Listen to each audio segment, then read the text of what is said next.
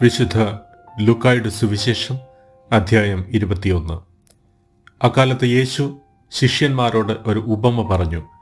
അത്തിമരത്തെയും മറ്റു മരങ്ങളെയും നോക്കുവിൻ. അവ തളിർക്കുമ്പോൾ വേനൽക്കാലം അടുത്തിരിക്കുന്നു എന്ന് നിങ്ങൾ അറിയുന്നു. അതുപോലെ ഈ കാര്യങ്ങൾ സംഭവിക്കുന്നത് കാണുമ്പോൾ ദൈവരാജ്യം സമീപിച്ചിരിക്കുന്നു എന്ന് മനസ്സിലാക്കിക്കൊള്ളുവിൻ. സത്യമായി ഞാൻ നിങ്ങളോട് പറയുന്നു, എല്ലാം സംഭവിക്കുന്നതുവരെ ഈ തലമുറ കടന്നു പോവുകയില്ല. ആകാശവും ഭൂമിയും കടന്നു പോകും, എന്നാൽ എൻ്റെ വാക്കുകൾ കടന്നു പോവുകയില്ല. കർത്താവിൻ്റെ സുവിശേഷം. ഈശോയിൽ ഏറ്റവും സ്നേഹം നിറഞ്ഞവരെ, വിശുദ്ധ ലൂക്കായുടെ സുവിശേഷം 21 അധ്യായം 29 മുതൽ 33 വരെയുള്ള തിരുവചന ഭാഗങ്ങളാണ് ഇന്നത്തെ നമ്മുടെ ധ്യാന വിഷയം.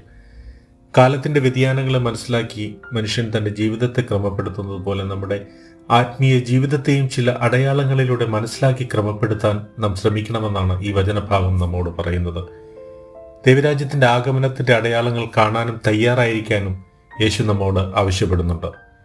അത്തിമരത്തിലെ ഇലകൾ വേനൽക്കാലം അടുത്തിരിക്കുന്നുവെന്ന് സൂചിപ്പിക്കുന്നത് പോലെ യേശു പറയുന്ന അടയാളങ്ങളിൽ നിന്ന് ദൈവരാജ്യം അടുത്തിരിക്കുന്നു എന്ന അറിവോടെ ജീവിക്കാൻ ഓരോ ക്രൈസ്തവനും സാധിക്കണം.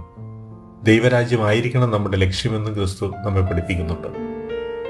എല്ലാം സംഭവിക്കുന്നതുവരെ ഈ തലമുറ കടന്നു പോവുകയില്ല എന്ന് യേശു പറയുമ്പോൾ അതിനർത്ഥം യേശുവിനെ കേട്ടുകൊണ്ടിരിക്കുന്ന സ്വന്തം ശിഷ്യന്മാരുടെ ജീവിതകാലത്ത് തന്നെ അത് സംഭവിക്കും എന്നല്ല നാം മനസ്സിലാക്കേണ്ടത്. മറിച്ച് പുതിയ ഒരു കാലയളവ് അവന്റെ കഷ്ടപ്പാടുകളോടും മരണത്തോടും പീഡാനുഭവത്തോടും കൂടി ആരംഭിക്കുമെന്നാണ് നാം മനസ്സിലാക്കേണ്ടത്. വചനം മാംസം ധരിച്ചു എന്ന് യോഹന്നാന്റെ സുവിശേഷത്തിൽ നമ്മൾ വായിക്കുന്നുണ്ട്.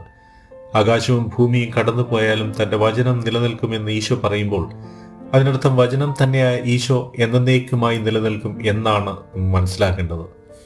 യേശുവിന്റെ രണ്ടാം വരവിന്റെ അടയാളങ്ങൾ കാണാനും തയ്യാറായിരിക്കാനും നമുക്ക് പരിശ്രമിക്കാം.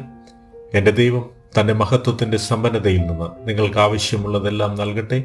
പിതാവിന്റെയും പുത്രന്റെയും പരിശുദ്ധാത്മാവിന്റെയും നാമത്തിൽ ആമേൻ.